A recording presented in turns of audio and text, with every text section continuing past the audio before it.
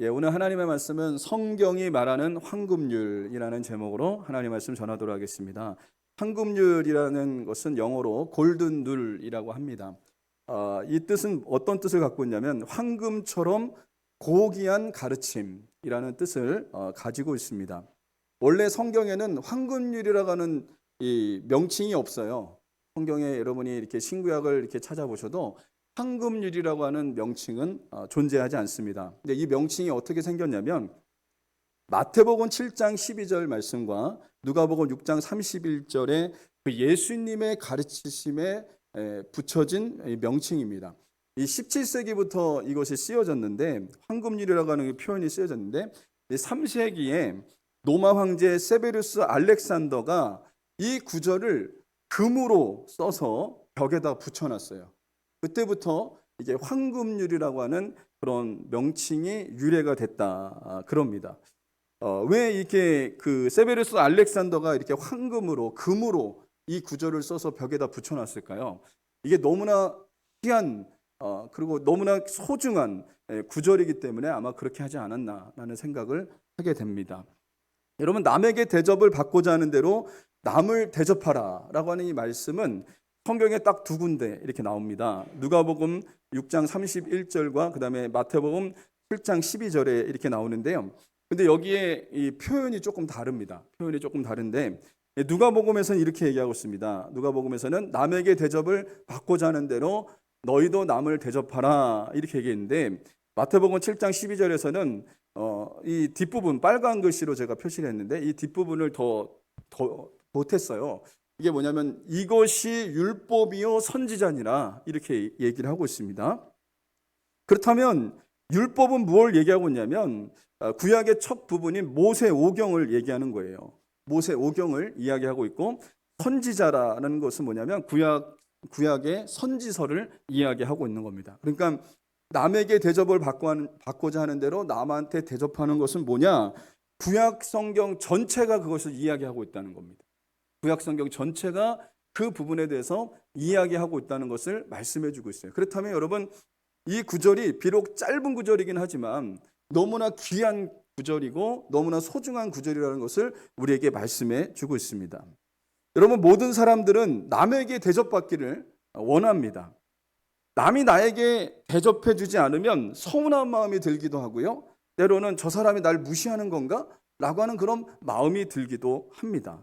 때로는 그러면서 화도 나기도 하고요. 그러면서 그 사람이 또 미워지기까지 합니다. 남에게 대접을 받기를 원하면서도 남을 대접하는 데는 아주 인색한 사람들도 있죠. 그리고 자기는 남을 대접하지 않으면서 자기는 남들에게 대접받기만을 원하는 사람들도 있다는 겁니다. 여러분, 바로 이게 문제라는 거죠. 이런 생각과 행동으로 인해서 이 사람들과의 관계가 깨지고 또 사회의 따뜻한 분위기가 깨지는 그런 일이 일어날 수 있다는 거예요. 그래서 여러분, 더 나아가서 이것은 뭐냐면 하나님께서 우리에게 이 성경을 이렇게 압축해 보면 두 가지로 우리에게 얘기해 주고 있거든요.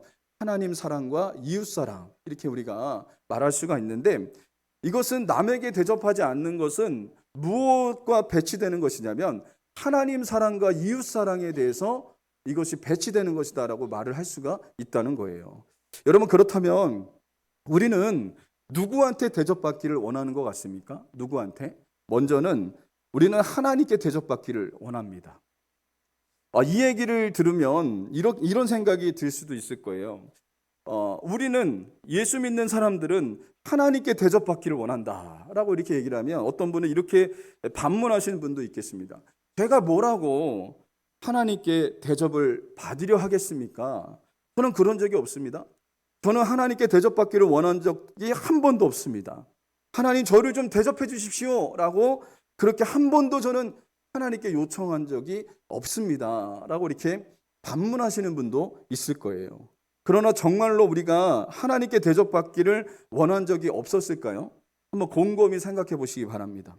여러분, 우리는 하나님께서 우리와 그리고 우리 자녀들 그리고 우리 가정을 축복해 주시기를 원하지 않습니까? 그리고 우리는 하나님께 우리가 가지고 있는 문제를 가지고 나와서 그 문제를 하나님 앞에 요청한 적이 한 번도 없으십니까? 또 내 힘으로 안 되는 문제들이 있습니다. 내 힘으로 안 되는 그 문제들을 가지고 하나님 앞에 나와서 기도하진 않습니까? 기도하면서 하나님 이것을 도와달라고, 이 문제를 해결해 달라고 그렇게 하지 않습니까?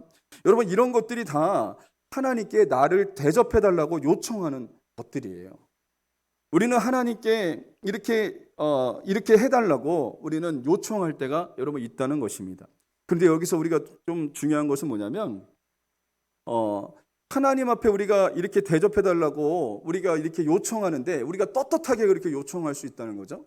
어떻게 우리가 떳떳하게 이렇게 요청할 수 있겠습니까? 그것은 예수님을 통해서 주어진 하나님의 은혜라는 것을 여러분 잊지 마시기 바랍니다. 이 히브리서 4장 16절 같이 한번 읽어보겠습니다. 시작. 그러므로 우리는 긍휼하심을 받고 때를 따라 돕는 은혜를 얻기 위하여 은혜의 보좌 앞에 담대히 나아갈 것이니라. 이렇게 얘기합니다. 우리는 원래요 하나님의 긍휼을 얻을 수 없는 진노의 자식들이었습니다. 심판의 대상이었습니다. 심판의 대상. 그런데 예수님께서 십자가에서 죽으심으로 우리가 치러야 될 심판, 우리가 치러야 될 죄를 예수님께서 십자가에 죽으심으로 다 치러 놓으신 거예요. 그래서 이제 어떻게 됐냐면 예수님이 십자가에 못 박혀 돌아가실 때 성소의 휘장이 위에서부터 아래까지 쫙 찢어졌습니다. 그래서 누구든지 지성소로 들어갈 수 있는 길이 열린 거거든요. 예수님이 십자가에서 몸 찢고 피 흘려 돌아가심을 인해서 누구든지 하나님 앞에 나아갈 수 있는 길이 열린 거예요. 이게 바로 하나님의 은혜라는 것입니다. 그래서 히브리서 기자는 얘기한 거예요. 너희가 긍휼하심을 받고 때를 따라 돕는 은혜를 얻기 위하여 은혜의 보좌 앞에 담대히 나아갈 것이니라. 우리가 긍휼하심을 받았다는 거예요. 예수님 때문에. 그리고 때를 따라 시시때때로 우리가 우리의 삶 속에 필요한 것이 있고 우리의 삶 속에 어려운 문제를 만나고 그러면 때를 따라 돕는 은혜를 얻기 위해서 하나님 앞에 우리가 담대히 나아갈 수 있는 길이 열렸다는 거예요. 여러분, 이게 바로 하나님의 은혜라는 것을 여러분 잊지 마시기를 주님의 이름으로 간절히 소망합니다. 이것으로 살펴볼 때 여러분 하나님이 우리를 먼저 대접해 주신 겁니다. 이것으로 따져볼 때 하나님이 우리를 극진하게 대접해 주신 것을 여러분 잊지 마시기를 주님의 이름으로 간절히 소망합니다. 하나님께서는 우리가 신앙에 철이 들었을 때 그 아들을 내어주신 게 아니에요. 우리가 믿음이 있을 때 우리에게 그 아들을 내어주신 게 아니에요. 내가 먼저 하나님을 대접하는 자가 되었을 때 그 아들을 내어주신 게 아니라는 거죠. 여러분 로마서 5장 8절 같이 한번 읽어보겠습니다. 시작. 우리가 아직 죄인 되었을 때에 그리스도께서 우리를 위하여 죽으심으로 하나님께서 우리에 대한 자기 사랑을 확증하셨느니라. 이 말씀 보십시오.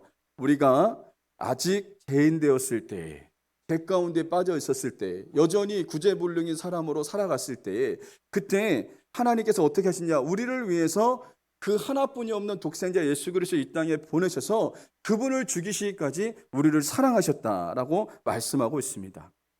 예수님은요 하나뿐이 없는 하나님의 아들이세요. 그래서 독생자라고 그러죠. 독생자. 여러분, 하나뿐이 없는 그 아들을 우리에게 내어주셨다는 것은 무엇을 얘기합니까? 하나님이 우리에게 전부를 주신 거예요. 전부. 하나님의 전부를 우리에게 내어주신 것이다 라고 말을 할 수가 있습니다. 그렇다면 우리가 하나님께 엄청난 대접을 받았다는 것을 여러분 잊지 말으셔야 됩니다. 그 아들을 내어주시기까지 우리를 사랑하셨다는 것, 이것보다 더 큰 사랑이 어디 있겠어요? 이것보다 더 위대한 사랑이 어디 있겠어요? 우리는요 하나님께 대접받은 사람들이라는 것을 잊지 않는 하나님의 사람들이 될 수 있어야 된다는 것입니다.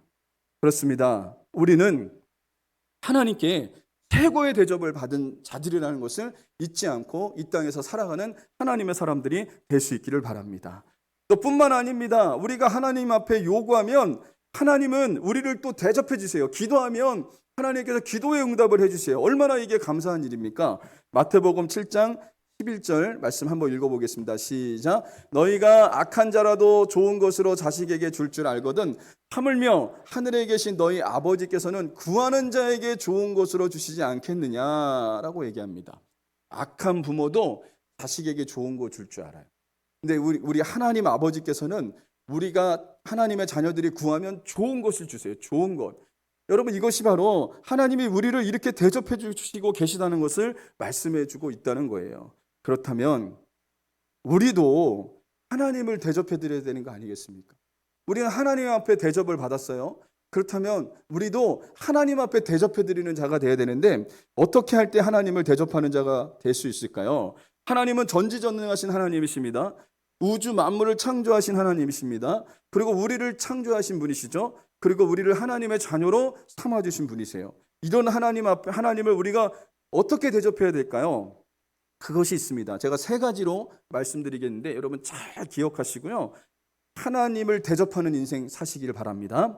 하나님의 하나님 되심을 인정하는 자가 될 때 하나님을 대접하는 거예요. 첫 번째는 뭐냐면 하나님 앞에 예배 드리는 것이 하나님을 대접하는 겁니다. 여러분 이사야 43장 21절에 보면 같이 읽어보겠습니다. 시작. 이 백성은 내가 나를 위하여 지었나니 나를 찬송하게 하려 함이니라. 저는 제가 예수님을 믿고 나서 이런 생각을 했어요. 내가 이 세상에 왜 존재하지? 내가 이 세상에 왜 태어났지? 내가 왜 이 세상에 존재하는지 그 존재의 목적을 몰랐어요. 되게 나 자신을 보면 되게 나약하고 연약해 보이고 아무것도 아닌 것처럼 이렇게 생각이 들 때가 있어요. 그때 이제 교회에서 성경 통독을 하라고 이제 목사님이 말씀하셔갖고 성경을 읽는데 이사야서 43장 21절 이 말씀을 읽는데 충격을 받았습니다. 한마디로 얘기하면 망치로 뒤통수 한 대를 맞은 것 같았어요. 여러분, 내가 이 세상에 존재하는 이유가 있는데 하나님이 나를 지었대요. 하나님이 나를 창조했대요. 왜 창조했냐? 나를 찬송하게 하려 함이니라 라고 했는데 여기 찬송은 예배입니다. 예배. 하나님을 예배하게 하기 위해서 나를 만드셨다는 거예요. 여러분 여기 나오신 여러분들 모두는 하나님의 목적대로 지음받은 자들입니다. 무엇 때문에요? 하나님을 예배하기 위해서 지음받은 존재라는 것을 잊지 마시기를 주님의 이름으로 간절히 소망합니다. 내가 이 세상에 왜 태어났지? 내가 왜 존재하지? 내가 왜 내가 이 땅에서 살아가지? 여러분 이게 흔들려서는 절대로 안 돼요. 여러분은 귀한 하나님의 사람들이에요. 하나님이 여러분과 저를 만드셨고 그 만드신 목적이 뭐냐면 예배하게 하기 위해서 우리를 지으셨다는 거예요. 그래서 요한복음 4장 23절 제가 빨간 글씨만 읽어드릴게요. 아버지께서는 자기에게 이렇게 예배하는 자들을 찾으시느니라. 여러분 하나님은요 예배하는 자들을 찾으신대요. 여러분이 이와 같이 하나님을 예배하고 있습니까? 그렇다면 지금 하나님을 대접해드리고 있는 거예요. 대접해드리고 하나님의 하나님 되심을 인정하고 그 하나님을 높여드리는 인생을 살아가고 있다는 것을 말씀해주고 있습니다. 예배는 하나님이 가장 기뻐하시는 일입니다. 그래서 우리가 예배하는 자가 되면 하나님의 하나님 되심을 인정해드리고 하나님을 대접해드리는 역사가 일어난다는 것을 꼭 잊지 않는 하나님의 사람들이 될 수 있기를 주님의 이름으로 간절히 소망합니다. 두 번째로 하나님을 대접해 드리려면 어떻게 하냐면 하나님께 영광을 올려드리는 자가 되어야 합니다. 우리의 삶 속에서 하나님을 높이는 자가 되어야 돼요. 그래서 고린도전서 10장 31절에 같이 한번 읽어보겠습니다. 시작.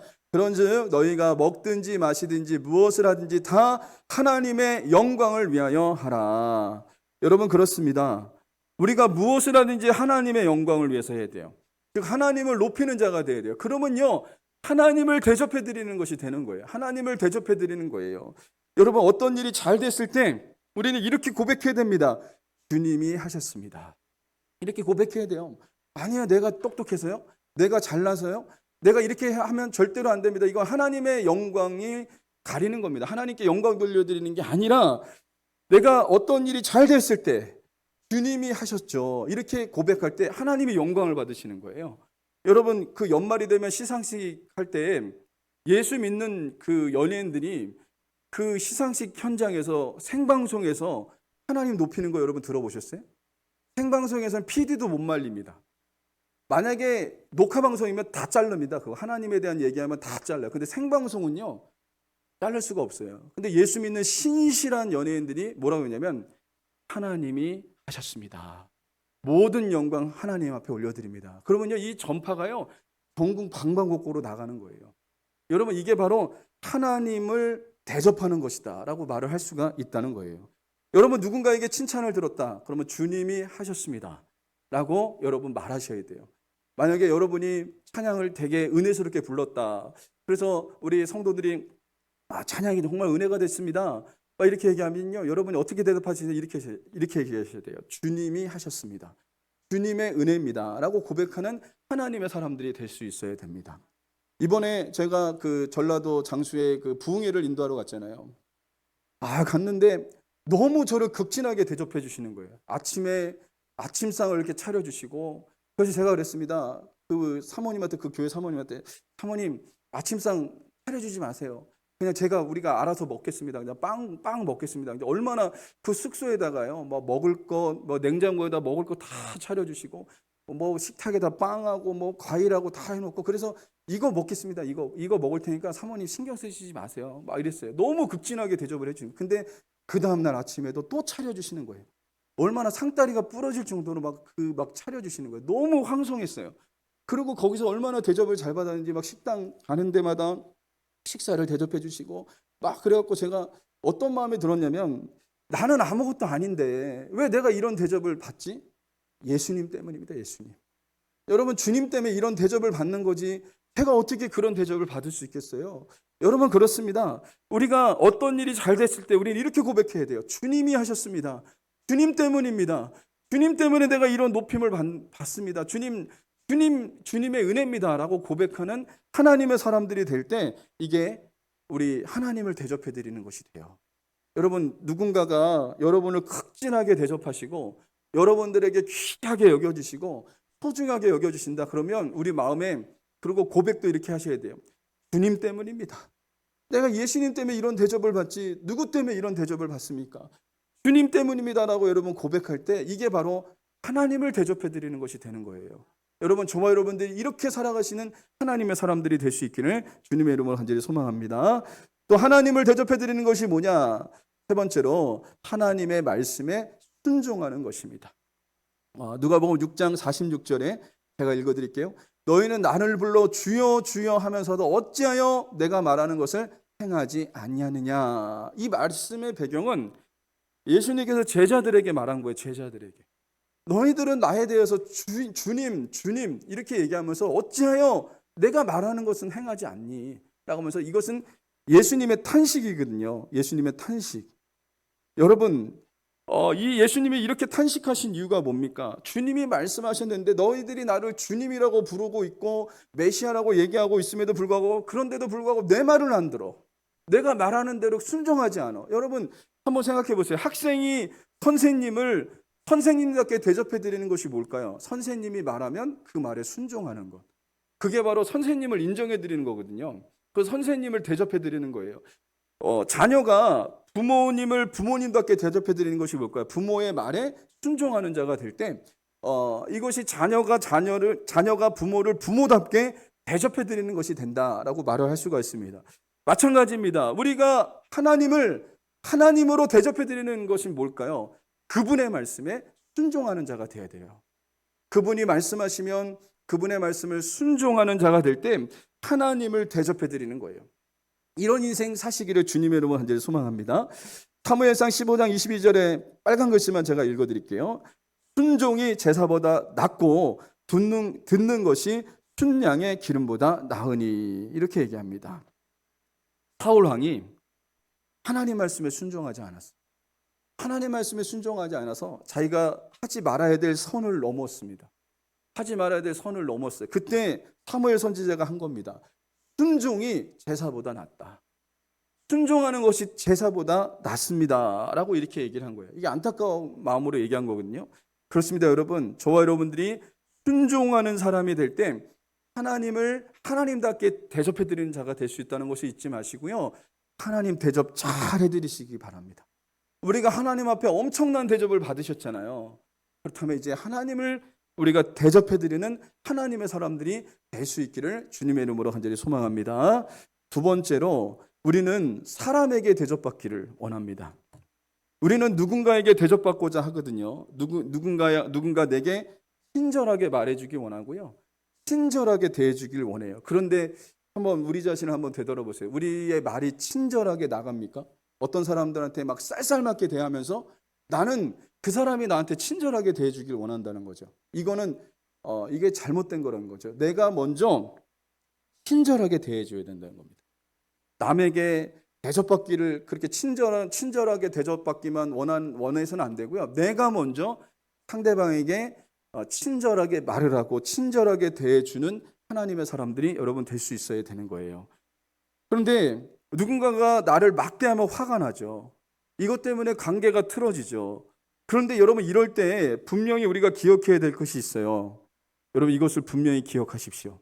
우리는 하나님께로부터 넘치는 사랑을 받은 자들이라는 것을 잊지 마시기 바랍니다. 여러분 그래서 로마서 8장 15절 같이 읽어볼까요? 시작. 너희는 다시 무서워하는 종의 영을 받지 아니하고 양자의 영을 받았으므로 우리가 아빠 아버지라 부르짖느니라. 여기 빨간 글씨로 얘기했죠. 이 종의 영은요, 누군가에게 사랑을 갈망해요. 늘 사랑이 부족하다고 얘기해요. 늘 배고파요. 누군가에게 사랑을 받고 싶어요. 누군가에게 인정을 받고 싶어요. 누군가에게 칭찬을 받고 싶어요. 이게 바로 종의 영을 받은 사람들입니다. 그러나 양자의 영을 받은 사람들은 누구입니까? 성령을 받은 사람들이거든요. 성령님을 통해서 우리는 하나님의 자녀가 아니었는데 하나님의 자녀가 된 거예요. 죄의 종에서 의의 종으로 바뀌는 역사가 일어났어요. 우리가 하나님께 얼마나 큰 사랑을 받은지 몰라요. 이게 바로 영적인 눈이 열려야 됩니다. 영적인 눈이 열려서 내가 예수님께서 십자가에 죽으신 사건, 내가 성령 받은 사건, 이것은 하나님 앞에 넘치는 사랑을 받은 사람들이라는 것을 잊지 말으셔야 돼요. 그 양자의 영을 받아서 어떻게 되냐면 하나님을 아빠, 아버지라고 부를 수 있는 하나님의 자녀가 되었다는 거예요. 그래서 여러분 이제는 우리가 어떻게 살아가야 되냐면 주님의 사랑이, 십자가의 사랑이 더 깊이 열려야 됩니다. 그래서 우리가 다른 사람에게 사랑을 갈망해서는 안 돼요. 이제는 우리는 어떤 존재로 바뀌었냐면요, 주는 사람으로 우리는 살아가야 됩니다. 사랑을 주는 자가 돼야 됩니다. 제가 사역을 하다 보니까 너무 바빠서 우리 사모님한테 소홀했던 적이 있었어요. 사역 초창기에. 사역을 하니까 너무 바쁘잖아요. 막 바쁘고 막 그러면 집에 들어오면 뭐 집안일도 별로 도와주지도 않고 제가 그랬어요. 그러니까 그런 사람이었어요. 우리 아이도 우리 사모님이 거진 다 키웠습니다. 우리 요한이, 예은이도 거진 다 키우고. 근데 저는 사역하고 막 들어오면 피곤해서 잘 못했어요. 그러다 보니까 우리 사모님이 저한테 그 사랑을 갈망하자. 남편을 보지 누구를 보겠습니까? 근데 남편을 보면 항상 피곤해서 집에 들어와서 자기한테 이렇게 사랑에 대한 만족을 주지 않는 거예요. 그때 이제 어느 날 사모님이 어떻게 하냐면 하나님 앞에 나아가서 막 기도를 하더라고. 얼마나 마음이 아프겠어요. 남편이라고 하나 있는 게 제대로 도와주지도 않고 맨날 집에 들어오면 뭐 잠만 자고 하여튼 막 그러니까 얼마나 이 사모님의 마음이 힘들었겠어요. 그때 사모님이 하나님 앞에 나가서 그렇게 기도하더라고요. 기도하더니 하나님의 사랑이 부어졌어요. 십자가의 사랑이 부어졌어요. 근데 그러다 보니까 이제 어떻게 하냐면 저를 넉넉히 품어주는 사람으로 바뀐 거예요. 넉넉히 품어주는 사람으로. 주님의 십자가의 사랑이 품어지니까 이제는 남편의 사랑을 갈망하는 자가 아니라 남편을 사랑하는 사람으로 바뀐 거예요. 주님의 사랑이 넘치니까 그 넘치는 사랑으로 충만해지니까 이제 누군가에게 사랑을 받으려고 하는 사람이 아니고 누군가에게 칭찬을 받으려고 하는 사람이 아니고 이제는 내가 다른 사람을 사랑하는 사람으로 바뀌고 다른 사람을 칭찬하는 사람으로 바뀌고 다른 사람을 인정하는 사람으로 바뀌는 역사가 일어났다고요. 어떻게 이렇게 가능했죠? 십자가의 사랑이 깨달아지니까 그런 거예요. 주 예수님의 사랑이 충만하게 깨달아지니까 하나님의 사랑이 넘치는 그 하나님의 사랑이 깨달아지니까 이게 만족이 된 거예요. 이제 그 사랑이 만족이 되니까 다른 사람에게 나눠주는 사람으로 바뀌는 역사가 일어났어요. 제가 요즘에도 우리 사모님한테 얘기하는데 옛날하고 우리 사모님하고 좀 바뀌었어요. 아주 주는 거를 너무 좋아하더라고요. 주는 거.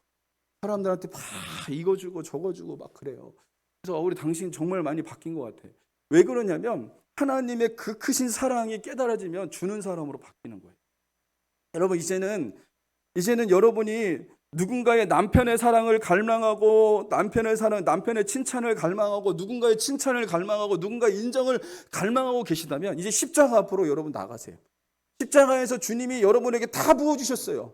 여러분을 사랑해 주셨고 저와 여러분을 사랑해 주셨고 저와 여러분을 인정해 주셨고 저와 여러분들을 구원하신 것이 십자가의 사랑이에요. 이제 그 사랑으로 넘친다면 이제 우리가 해야 될 일이 뭐냐면 그 사랑을 베푸는 사람으로 바뀌어야 됩니다. 그 사랑을 베푸셔야 돼요. 이제는. 여러분 이게 바로 십자가의 사랑이라는 것을 잊지 마시기를 주님의 이름으로 간절히 소망합니다. 여러분 이번에 제가 전라도 가면서 부흥회 가면서 우리 재정부에서 저한테 그 교회를 섬기고 오라고 이렇게 돈을 주셔갖고 얼마나 감사했는지 몰라요. 제가 너무나 감사했어요. 그 교회 가서 부흥회를 인도하고 그 교회 섬기고 왔습니다. 그 시골교회 목사님 섬겼어요. 목사님 양복 하나 해 입으시라고. 그렇게 제가 하니까 이 목사님이 얼마나 감동받으셨는지 몰라요. 아니 부흥회 강사가 와갖고 돈을 쓰고 가요. 돈을 주고 가는 거예요. 여러분 이게 뭐냐면 하나님의 사랑이 있기 때문에 우리가 주는 자가 되는 겁니다. 여러분 우리 교회가 하나님의 사랑을 받은 자들이기 때문에 이제는 어떻게 했냐면 주는 자가 돼야 되는 거예요. 주는 자. 이게 바로 하나님의 사랑이라는 것을 잊지 마시기를 바랍니다. 그래서 누군가에게 칭찬을 갈망하고 있고 누군가에게 사랑을 갈망하고 있다면 십자가 앞으로 빨리 나가세요. 십자가 앞으로 나가셔서 우리는요 가장 완벽한 사랑을 받은 사람들이에요. 가장 완전한 사랑을 받은 사람들이에요.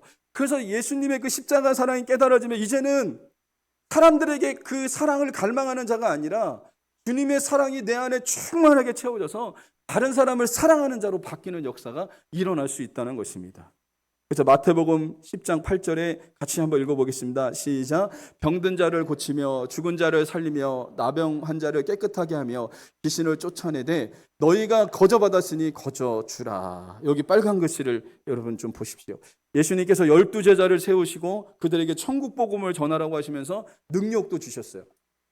귀신 쫓는 능력, 병 고치는 능력, 예수님께서 하시는 그 은사와 능력이 제자들에게도 나타났습니다.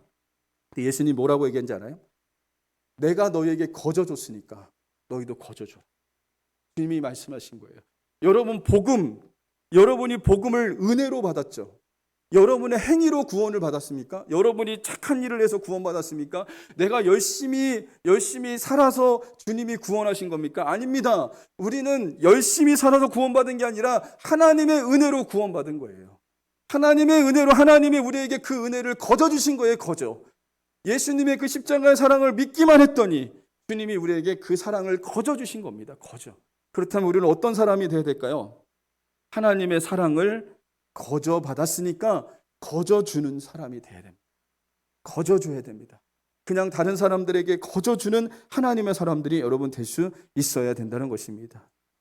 창세기 18장에 보면 여호와께서 마물의 상수리 나무 아래서 아브라함에게 나타나셨습니다. 아브라함에게 나타나셔서 아브라함이 하나님의 사사 셋을 보고 물을 가져다가 발을 씻기고 그리고 그들에게 떡을 대접한 일이 있었습니다. 아브라함은 부지 중에 천사를 대접했어요. 이 사람이 알고 대접한 게 아니라 부지 중에 나그네를 대접해야 되니까 천사를 이렇게 대접했어요. 그때 하나님의 사자들이 감동받아서 아브라함에게 뭐라고 했냐면 내 아내 사라에게 아들이 있을 것이다 라고 얘기했습니다. 그래서 이 100세에 아들을 얻는 역사가 일어났죠. 히브리서 기자는 이것을 이렇게 표현하고 있거든요. 히브리서 13장 2절 같이 한번 읽어보겠습니다. 시작. 손님 대접하기를 잊지 말라. 이로써 부지 중에 천사들을 대접한 이들이 있었느니라. 여기 이 아브라함을 얘기하는 겁니다. 손님 대접하기를 잊지 말아라. 이로써 부지 중에 천사들을 대접한 이들이 있었다. 아브라함이 부지 중에 이 천사를 대접했다는 거예요. 그래서 그가 축복을 받는 역사가 일어났습니다. 이 원종수 권사님의 간증이 있는데요. 이분은 대전고등학교 수석으로 졸업하고 서울대학교 의과대학을 수석으로 졸업하고 전국 의사고시를 수석으로 합격한 분이에요. 그리고 지금은 미국 디트로이트에서 암 전문의로 활동하면서 감리교회 권사님으로 이분이 교회를 충성되게 섬기고 있습니다. 근데 이분이 이렇게 수석으로 졸업할 수 있는 분이 아니었어요. 고등학교를 수석으로, 대학교를 수석으로 입학하고 전국 의사고시를 수석으로 합격할 수 있는 사람이 아니었어요. 이분에게 하나님의 은혜가 부어졌습니다. 이분이 고등학교 2학년 때는 대전고등학교 480명 중에 300등이 넘어갈 정도로 그 뒤에서 놀았던 사람이에요. 뒤에서 공부를 이렇게 못했던 사람이에요. 근데 그 은혜가 언제 부어졌냐면 이 어머니가 예수님을 아주 잘 믿는 분이거든요. 겨울 때입니다. 이분이 고등학교 2학년 때 추운 겨울 때 어머니가 거지 할아버지를 데리고 온 거예요. 거지 할아버지를 데리고 와서 어머니가 뜨거운 물을 끓여갖고 뭐라고 얘기냐면 할아버지 목욕시켜드려라 이렇게 얘기하는 거예요. 그래서 이 고등학교 2학년 때 이 원종수라고 하는 사람이 할아버지 너무 냄새가 나고 더러운 거예요. 그래서 바깥에 나가서 옷을 벗겨야 되는데 벗길 수가 없는데 너무 막 더럽고 냄새가 나고 나뭇가지를 하나 꺾어 와갖고 이렇게 해서 옷을 벗겼습니다. 이렇게 해서 옷을 벗겼어요. 옷을 벗기니까요 그 안에 막 이가 더덕더덕하고 막 이게 정말 더러웠어요. 그래서 어머니가 하라고 하니까 어떻게 했어요? 그 할아버지를 닦였어요. 닦고 난 다음에 새 옷을 드리는데 자기도 속옷이 하나밖에 없는데 어머니가 그거 드리라고 해서 그 속옷을 드리고 그 할아버지 속옷은 너무 더러워서 그냥 다 태워버리고, 그리고 밥을 드리는데 이 할아버지가 얼마나 밥을 맛있게 드시는지 본인하고 같이 밥을 먹는데 자기 걸 다 먹고도 이 사람 걸 쳐다보는 거예요. 배고프니까. 그래서 이 사람이 어떻게 했냐면 그 자기 밥까지 이 할아버지한테 드렸어요. 그 밥을 할아버지가 그렇게 허겁지겁 먹었어요. 그렇게 섬겨드렸어요. 나중에 지나고 났을 때 하나님이 뭐라고 말씀하신지 아십니까? 주님이 이렇게 말씀하십니까? 그 할아버지가 바로 나였다.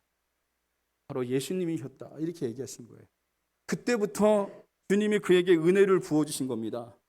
그 꼴찌로 놀았던 사람이 하나님이 지혜를 부어주시니까 고등학교 1등, 서울대 의대 수석으로 들어가고 의사고시를 수석으로 합격하고 하나님 앞에 이렇게 쓰임받는 역사가 일어났습니다. 어떻게 했을 때요? 남을 대접했을 때 하나님이 그의 인생을 책임져 주시는 역사가 일어났습니다. 누가복음 6장 38절에 같이 한번 읽어보겠습니다. 시작. 주라 그리하면 너희에게 줄 것이니 곧 후이되어 누르고 흔들어 넘치도록 하여 너희에게 안겨주리라. 너희가 헤아리는 그 헤아림으로 너희도 헤아림을 도로 받을 것이니라. 주님이 말씀합니다. 주라. 그러면 주님이 채워주시겠대요. 어떻게 하시겠냐? 후이되어 누르고 흔들어 넘치도록 하여 너희에게 안겨주리라. 여러분 그거 아십니까? 저도 시장에 가보면 지금도 그런지 모르겠지만 이게 말대가 있잖아요. 그럼 뭔가 이렇게 담을 때 딱 하면 그 주인이 어떻게 합니까? 흔듭니다. 흔들면 뭔가 또 빈자리가 나잖아요. 그러면 이게 인심 좋은 주인은 거기다 또 한 바가지 더 부어주는 거예요. 하나님이 그렇게 하시겠다는 거예요. 우리가 누군가에게 베풀고 남을 대접하고 그렇게 하면요 하나님이 흔들어 넘치도록 채워주시겠다라고 말씀하고 있습니다. 또 여러분 사도행전 20장 31절에 같이 읽어보겠습니다. 시작. 주 예수께서 친히 말씀하신 바 주는 것이 받는 것보다 복이 있다 하심을 기억하여야 할지니라. 여러분 그렇습니다. 우리는 남에게 대접을 받고자 하는 대로 남을 대접하는 자가 되시기를 주님의 이름으로 간절히 소망합니다. 오늘 이 말씀이 왜 중요한지 아십니까? 이 말씀이 왜 황금률이 된지 아십니까? 성경 전체의 요약이고 핵심입니다. 이것은 여러분 이 남을 대접하는 사람, 남에게 대접을 받고 하는 대로 남을 대접하는 사람은 어떤 사람이냐면요 하나님을 사랑하고 이웃을 사랑하는 사람이기 때문에 남을 대접하는 사람이 된 거예요. 하나님께서 말씀하셨잖아요. 성경을 여러분 첫째 계명과 두 번째로 큰 계명이 가장 큰 계명과 두 번째로 큰 계명이 뭐라고 말씀했죠? 예수님께서 말씀하셨잖아요. 하나님을 사랑하고 내 이웃을 내 몸과 같이 사랑하는 것. 이게 바로 큰 계명이고 그 두 번째 계명입니다. 이게 같은 계명으로 주님이 말씀하셨어요. 여러분 남에게 대접을 받고자 하는 대로 남을 대접한다는 건 뭐냐면 하나님을 사랑하는 것이고 내 이웃을 내 몸과 같이 사랑하는 것이 된다는 것을 말씀해 주고 있다는 거예요. 그래서 여러분 말씀의 결론을 맺겠습니다. 우리는 하나님을 대접하는 자가 되어야 합니다. 하나님을 대접하기 위해서 어떻게 해야 된다고요? 첫 번째로 하나님을 예배하는 자가 되시기를 바랍니다. 두 번째로 하나님께 영광을 올려드리는 자가 되시길 바랍니다. 세 번째로 하나님의 말씀에 순종하는 자가 되십시오. 그러면 하나님을 대접하는 자가 될 수 있다는 거예요. 또 우리는 사람을 대접하는 자가 되어야 됩니다. 어떻게 사람을 대접할까요? 하나님께 사랑과 용서를 거저 받았으니 거저 베풀고 거저 주는 사람이 되시기를 주님의 이름으로 간절히 소망합니다.